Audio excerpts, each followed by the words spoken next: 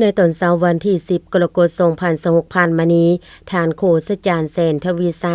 หัวหน้าแผนกโยธาธิการและขนส่งแขวงพร้อมด้วยคณะได้ลงติดตามสำรวจเบิงการจะตั้งปฏิบัติโครงการก่อสร้างเส้นทางเบตงเสริมเหล็กของบริษัทเวียงจันทน์พัฒนาก่อสร้างขนส่งจำกัดผู้เดียวอยู่ที่เมืองท่าพระบาทแขวงบริคำไสทานประกายสิทธิ์สุมพลภักดีประธานบริษัทเวียงจันทน์พัฒนาก่อสร้างขนส่งจำกัดผู้เดียวได้รายงานให้รู้ว่าโครงการก่อสร้างเส้นทางเบตงเสริมเหล็กจาก3แยกทางเลข13ตายหาบานปะไลเมืองท่าพระบาทแขวงบริคำไสหา3แยกทางเลข 5A บ้านน้ำย้อนเมืองอนุวงศ์แขวงไสสมบูรณ์แม่นได้เริ่มบุกเบิกพื้นที่เพื่อดำเนินการก่อสร้างเส้นทางมาแต่ต้นปี2026ที่ผ่านมา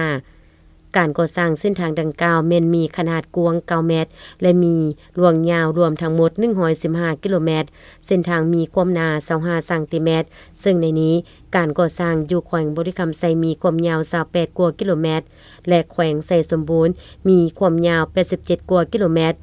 ซึ่งคาดว่าการก่อสร้างเส้นทางแห่งดังกล่าวแม้นจะให้สำเร็จ100%ในท้ายปี2030ที่จะมาถึง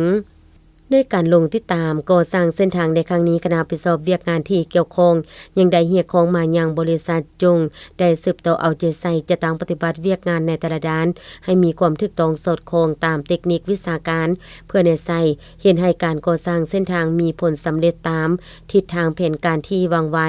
ในแต่ละระยะเนื่องในโอกาสที่คณะผู้สอบเวียกงานทั้ง2แขวงบริคำไสไสสมบูรณ์ได้ลงมาติดตามการจะตั้งปฏิบัติเวียกงานในครั้งนี้ท่านประกายสิทธิ์สุมพลภักดีประธานบริษัทเวียงจันทน์พัฒนาก่อสร้างขนส่งจำกัดผู้เดียวยังได้มอบรถกระบะให้กับคณะผู้สอบเวียกงานที่เกี่ยวข้องแขวงละ1คันเพื่อนำใช้เข้าในการลงติดตามสุขอยู่เวียกงานของโครงการก่อสร้างเส้นทางแห่งดังกล่าวในแต่ละระยะเติมอีก